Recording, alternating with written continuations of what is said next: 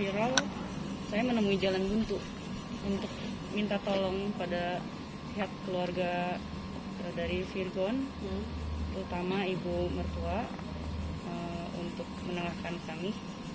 Jalan buntu. Kemudian setelah akhirnya viral juga pun saya sudah minta untuk mediasi juga nggak berhasil, malah saya alih-alih dapat ditengahi gitu masalah saya, malah saya dimaki-maki gitu di chat WA. Kemudian juga sampai ke sosmed kan, makanya saya harus mengklarifikasi diri saya, posisi saya. Tapi memang benar selalu membela Virgon, maksudnya meskipun Virgon salah pasti mamanya tidak pernah membantah, tidak pernah menegur gitu, atau gimana? Ya bisa kalian nilai sendiri.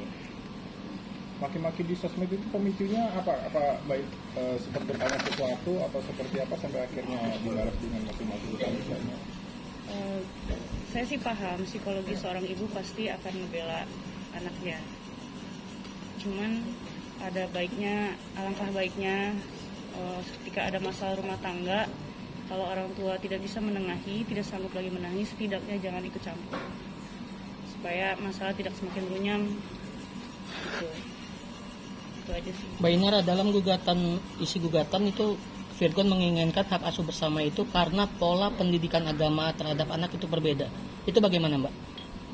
Ya sekarang kan kalau misalnya memang beda, kenapa saya harus minta tolong sama Ustadz Dery untuk mediasi?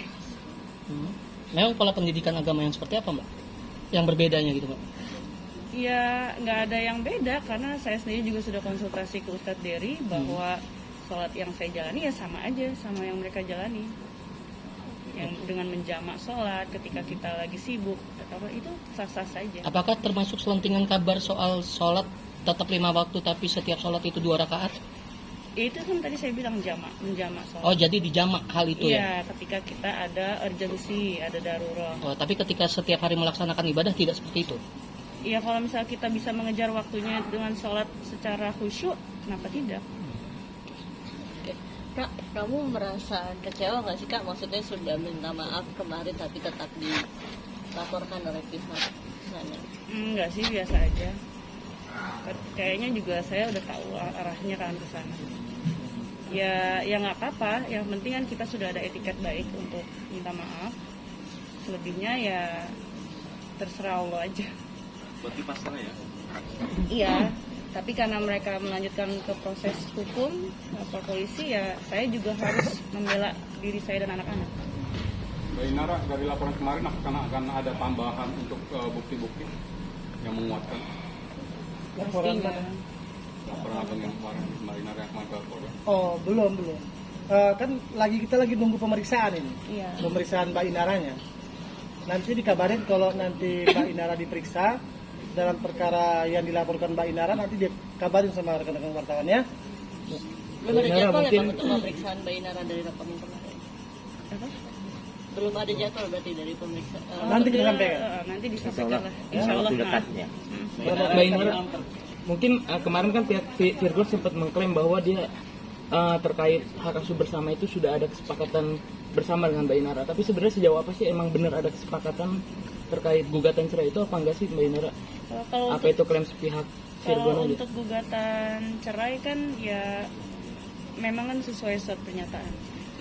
Kalau untuk hak asuh anak, ya saya dari awal kan minta sesuai surat pernyataan, hak asuh itu di tangan saya.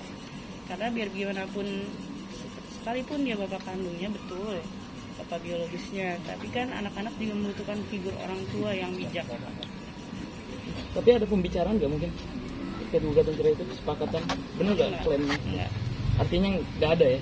Dari awal saya minta mediasi, tapi kan menemui jalan buntu ya. Dia tidak pernah mau menemui saya.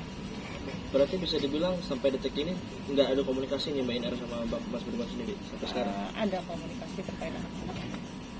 Tapi ada bantahan dari Virgon bahwa ada komunikasi dan mediasi terkait gugatan cerai itu. Nggak Itu ada bagaimana? mediasi. Sama sekali. Sama sekali. Dari awal kan saya sudah minta untuk mediasi, kan ada keterangan dari Ustadz Dery juga kan untuk mediasi dengan Ustadz, dengan pihak-pihak terkait, tapi ya dari Virgon sendiri dia menolak. Alasannya disampaikan? Alasannya nggak tahu, ya pokoknya nolak aja. Saran ya Mbak, kalau masalah keuangan itu kan sensitif ya perihal itu. Paham bahwa saya ini ibu rumah tangga dan saya nggak bekerja, suami pencari nafkah tunggal. Tapi kan sebagai suami istri yang seharusnya yang baik gitu, harusnya kan ada transparansi, ada diskusi untuk menentukan bagaimana bijaknya pengeluaran seharusnya gitu. Itu Mbak, sih. berarti besi Mbak Itu harus diskusi dulu. Itu yang saya tegur ke suami, kenapa pengeluaran itu selalu tanpa diskusi dulu gitu sebagai sama saya sebagai istrinya gitu. Mbak, anak-anak sama Mbak sekarang. Iya. Kapan Mas Virgon terakhir ketemu sama anak-anak? Kapan? Tanggal 23 itu. 23. Artinya sampai sekarang belum. Tapi sempat coba untuk ketemu Di mobil itu yang dijual, apakah itu memang Mas Virgon dan sama Tenta? Oh bukan. Dengan yang terkait juga saya udah inilah. Dengan udah inisial urusan, W itu benar berarti?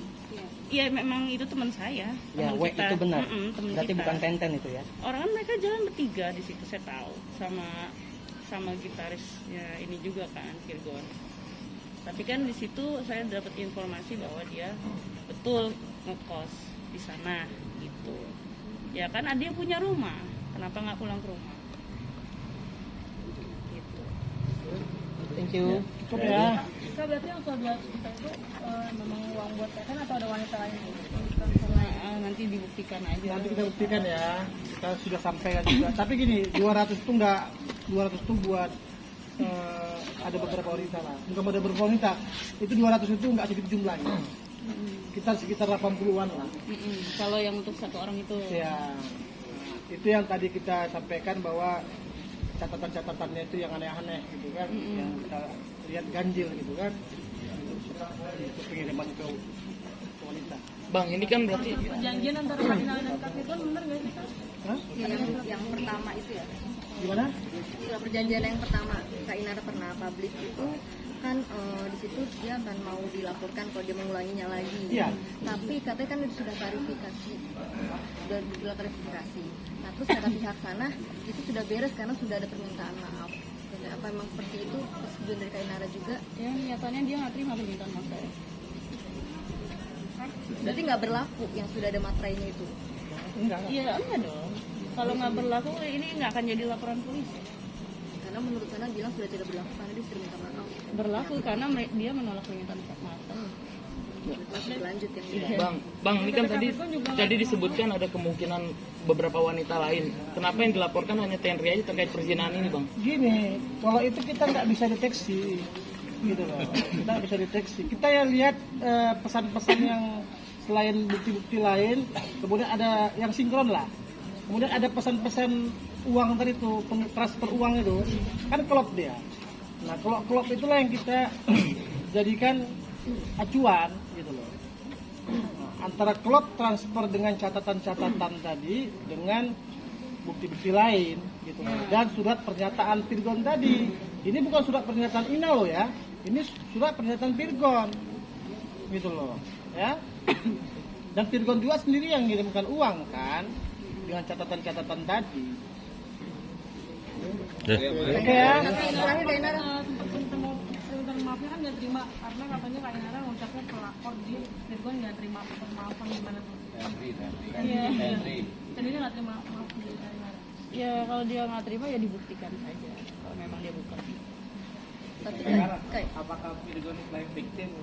Nggak mengarahkan lempar kesalahan itu ke Inara? Ya kalau soal itu mah itu kan nanti biar tugasnya polisi aja yang buktiin. Oke, tapi sudah Kak cukup ya. Inara pribadi sudah bisa memaafkan atas kejadian atau belum sampai saat ini? Ya dibilang maafin ya bagaimana? Oke. Oke. Oke ya. Ya. Oke, off dulu ya. Terima kasih. Ya.